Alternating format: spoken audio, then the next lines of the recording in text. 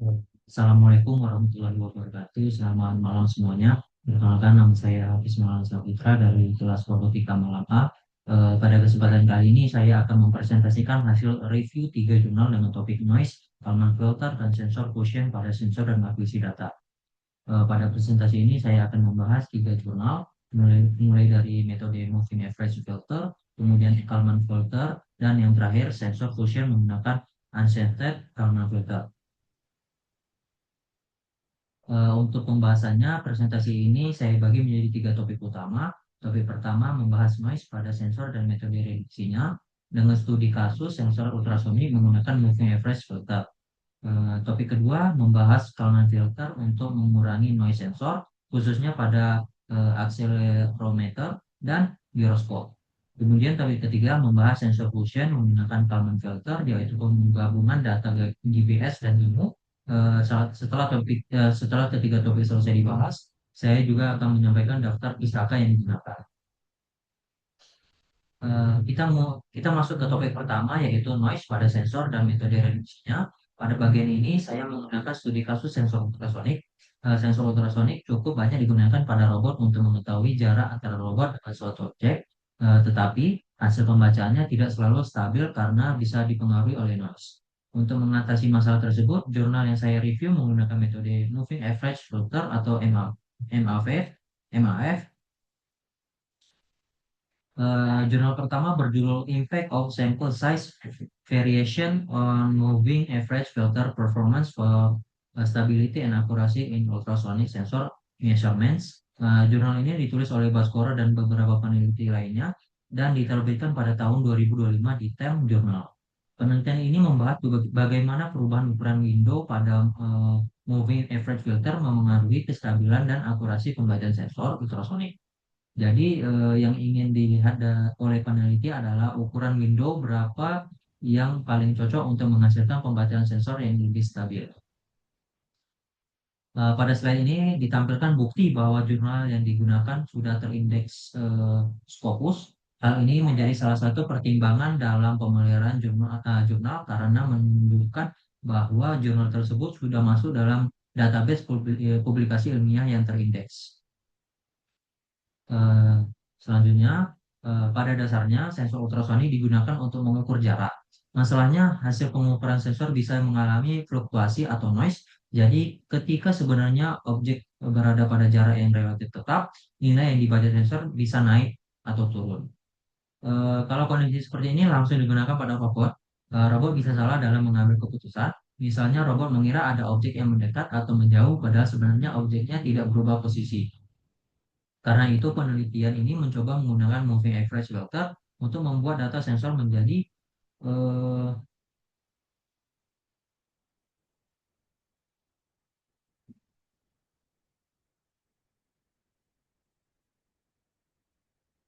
karena itu penelitian ini mencoba menggunakan moving average filter untuk membuat data sensor menjadi lebih stabil.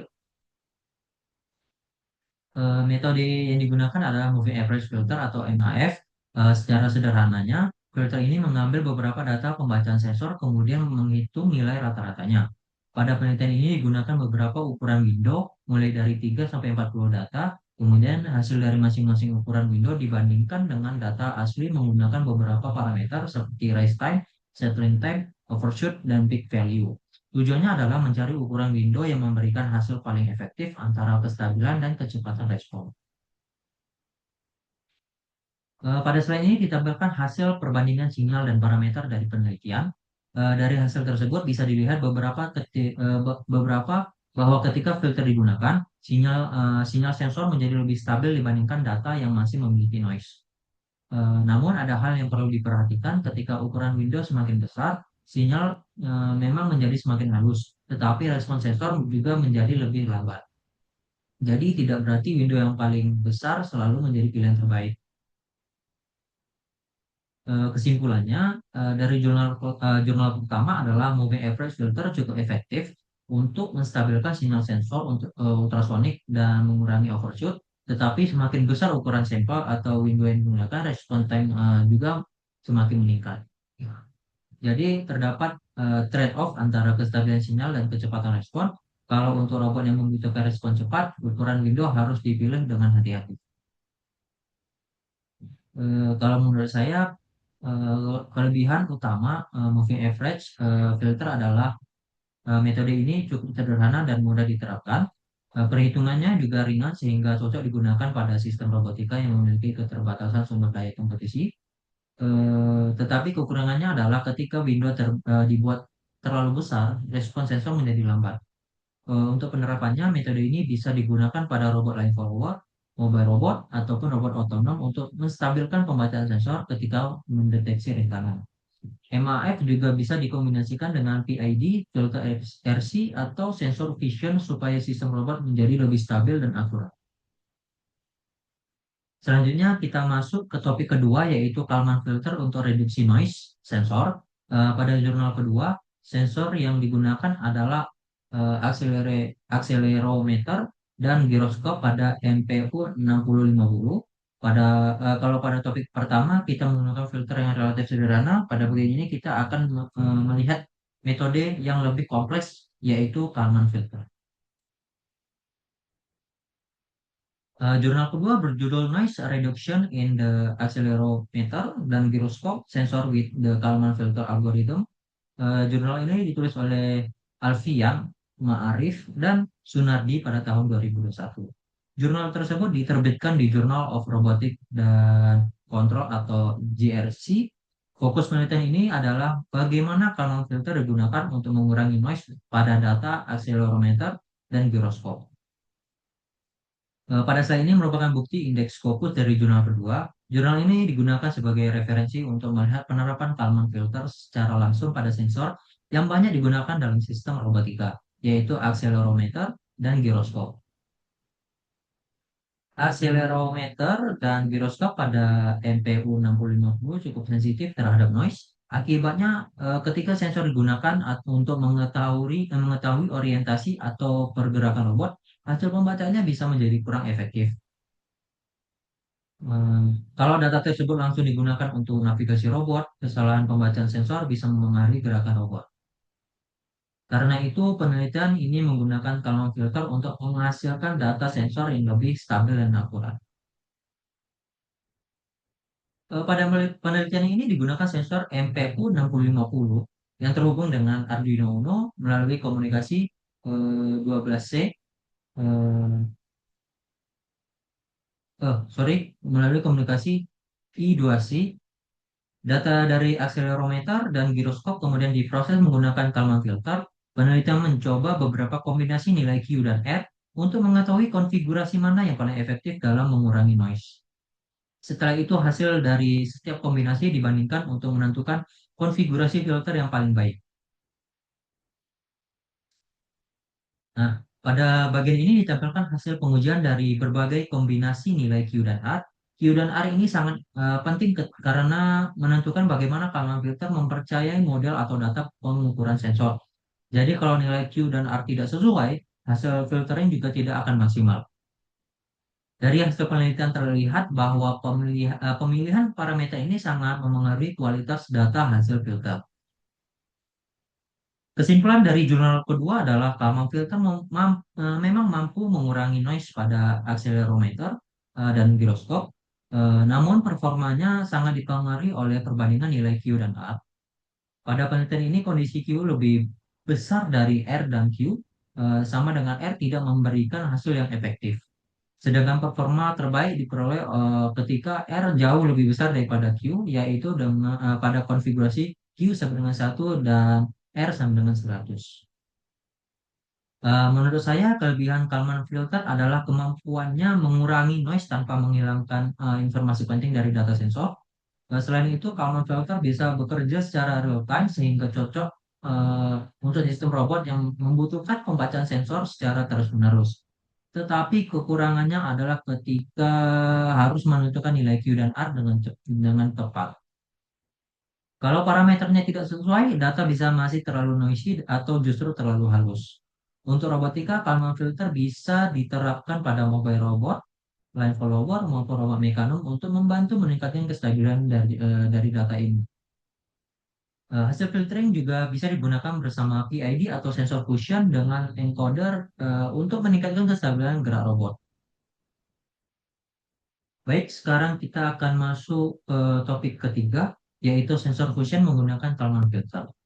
Kalau sebelumnya kita membahas cara mengurangi noise dari satu sistem sensor, sekarang kita akan membahas bagaimana dua jenis sensor dapat digabungkan untuk mendapatkan informasi yang lebih akurat.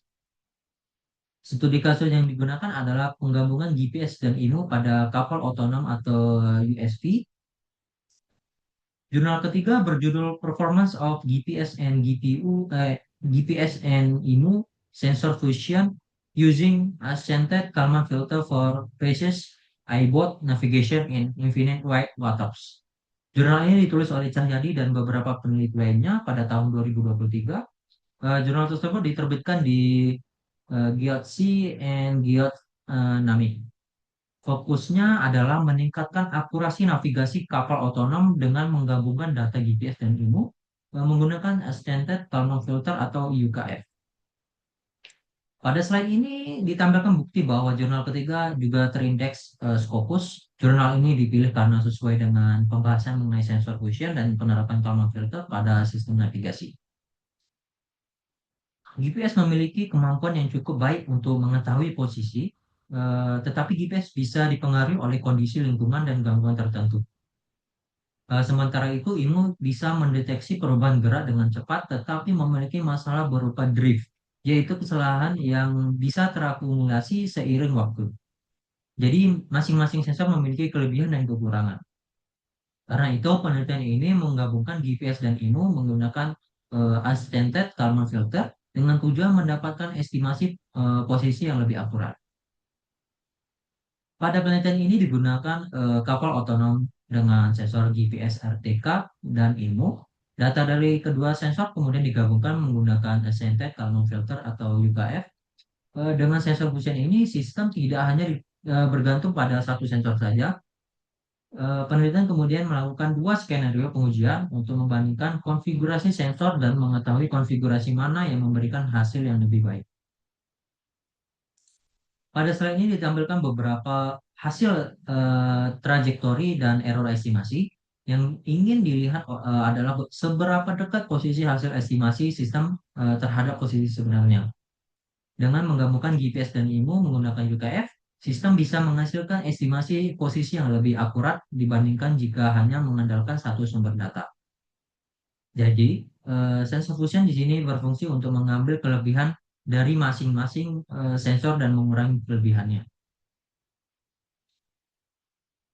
Pada slide ini masih merupakan lanjutan dari hasil pengujian sebelumnya. Dari grafik yang ditampilkan, kita bisa melihat perbedaan trajektori dan error dari beberapa skenario pengujian. Hal yang menarik adalah menambahkan lebih banyak informasi sensor belum tentu selalu membuat hasil menjadi lebih baik. Karena kualitas data yang masuk juga sangat menentukan hasil akhir dari proses fusion. Kesimpulan dari jurnal ketiga adalah UKF efektif digunakan untuk sensor fusion GPS dan IMU pada navigasi USV. Penelitian mendapatkan akurasi sub-meter dengan RMSE terbaik sekitar 0,062 meter. Hal yang cukup menarik adalah penambahan data attitude justru bisa menurunkan akurasi karena data yaw membawa noise yang cukup besar. Jadi kesimpulannya bukan semakin banyak data sensor berarti hasilnya semakin bagus. Yang lebih penting adalah memilih kombinasi sensor dan data yang memang berkualitas dan sesuai kebutuhan sistem. Jadi menurut saya kelebihan UKF adalah kemampuannya menangani sistem yang bersifat non-linear dengan lebih baik. Dengan menggabungkan GPS dan IMU, sistem ini mendapatkan estimasi posisi yang lebih akurat. Tetapi UKF membutuhkan komputasi yang lebih besar dibandingkan filter yang sederhana. Selain itu, kalau salah satu sensor memiliki kualitas yang data yang buruk, hasil sensor fusion juga bisa ikut menurun. Dalam bidang robotika, konsep ini sangat menarik untuk diterapkan pada mobile robot, robot mekanom, atau robot otonom, ataupun drone. Misalnya pada robot outdoor, GPS bisa digunakan untuk mengetahui posisi secara global, sedangkan IMU bisa membantu mengetahui perubahan gerakan dan arah robot.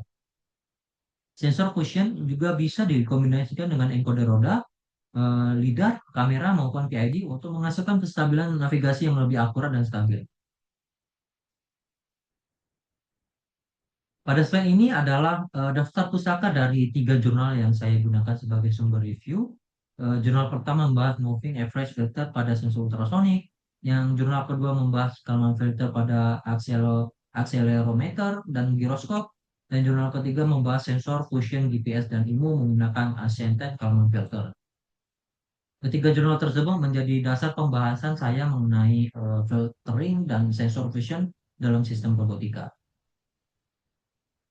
Baik, itu tadi presentasi saya mengenai review jurnal tentang noise, Kalman filter, dan sensor fusion pada sensor dan akuisisi data. Dari ketiga jurnal tersebut dapat kita lihat bahwa pengolahan data sensor sangat penting dalam sistem robotika. Mulai dari metode sederhana seperti moving average filter, kemudian Kalman filter untuk mengurangi noise, sampai sensor fusion menggunakan UKF untuk menggabungkan beberapa sensor data. Sekian presentasi dari saya. Terima kasih atas perhatiannya semua. Wassalamualaikum warahmatullahi wabarakatuh.